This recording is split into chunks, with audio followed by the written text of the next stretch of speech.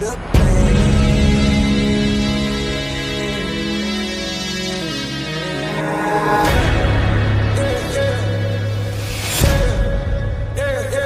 Tennis.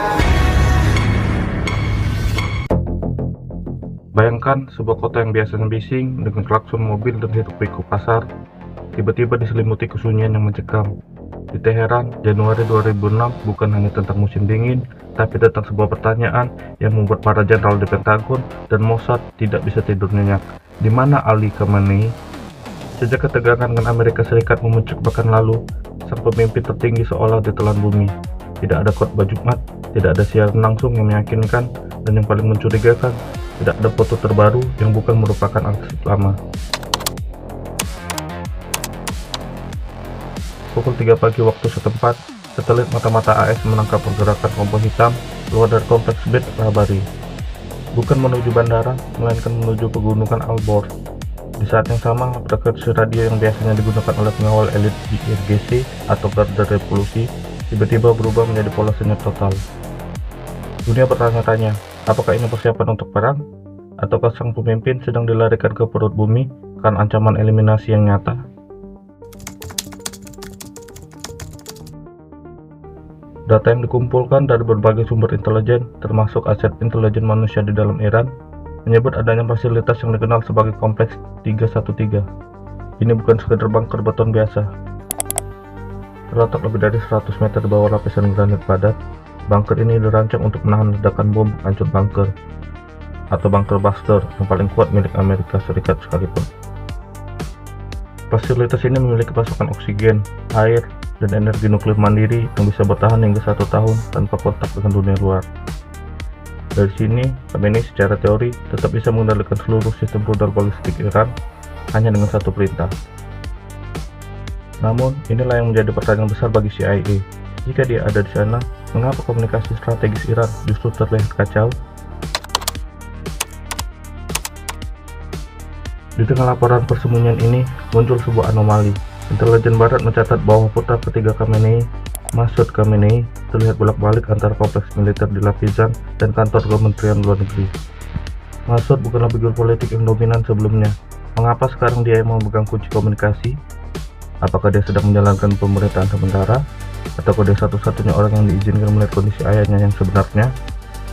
Ada laporan yang menyebutkan bahwa Khamenei sebenarnya sedang dalam kondisi medis kritis, dan bunker tersebut lebih berfungsi sebagai unit perawatan intensif bawah tanah daripada pusat komando perang. Meskipun CIA jarang membuka datanya, sebuah memo yang bocor di kalangan diplomatik menunjukkan bahwa AS sedang memantau protokol Nizam.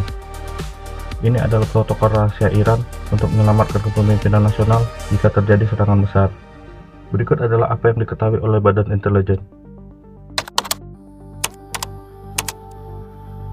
IRGC sengaja menggunakan double atau orang yang terlihat mirip dengan Khamenei untuk terlihat di beberapa lokasi di Teheran guna membingungkan sensor satelit. Ada keretakan di internal Garda Revolusi. Sebagian ingin Khamenei tetap tampil untuk menenangkan rakyat, sebagian lagi paksi garis keras bersikeras menyembunyikan demi kelangsungan hidup rezim.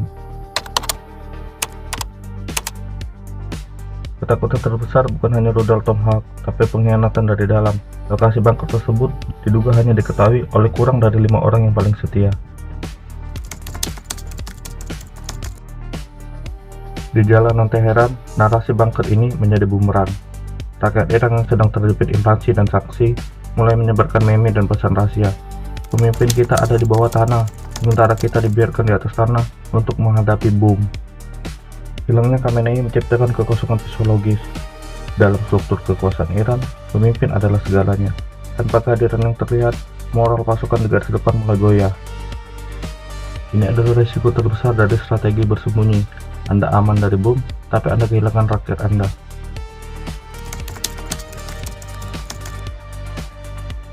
Dua hari yang lalu, media pemerintah Iran, IRIB, sempat mengumumkan akan ada pesan penting dari pemimpin tertinggi. Pada pukul 2 siang, ribuan orang berkumpul di depan televisi, namun pada jam yang ditentukan, siaran itu dibatalkan dengan alasan masalah teknis. Mengapa dibatalkan? Apakah video yang direkam di bunker tersebut menunjukkan tanda-tanda kelemahan yang tidak boleh dilihat publik? Atau apakah ada perdebatan di detik-detik terakhir tentang isi pesan tersebut? Hingga detik ini, alasan pembatalan itu tetap menjadi misteri yang menghantui bursa saham dan pasar minyak global.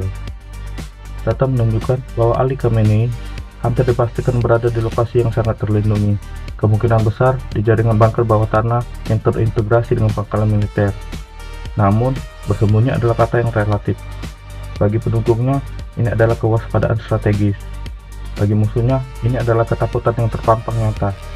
Faktanya, semakin lama dia tetap berada di kegelapan bawah tanah, semakin besar spekulasi tentang kesehatannya dan stabilitas rejim Iran secara keseluruhan. Bunker mungkin melindunginya dari serangan udara, tetapi bunker tidak bisa melindunginya dari perubahan zaman dan tuntutan rakyatnya sendiri. Kini bola panas ada di tangan dunia internasional. Jika benar sang pemimpin tertinggi sudah tidak bisa lagi memimpin dari atas tanah, maka peta politik Timur Tengah akan berubah total dalam hitungan minggu. Menurut Anda, apakah langkah bersembunyi di bunker ini adalah strategi cerdas untuk memancing lawan masuk ke dalam jebakan, atau justru ini adalah tanda terakhir bahwa kekuasaan absolut di Teheran mulai retak dari dalam? Ataukah jangan-jangan hilangnya sang pemimpin hanyalah taktik pengalihan isu untuk sesuatu yang jauh lebih besar yang sedang disiapkan Iran di situs nuklirnya? Sampaikan teori atau pendapat Anda di kolom komentar. Mari kita diskusikan apa yang sebenarnya terjadi di balik tembok beton Teheran.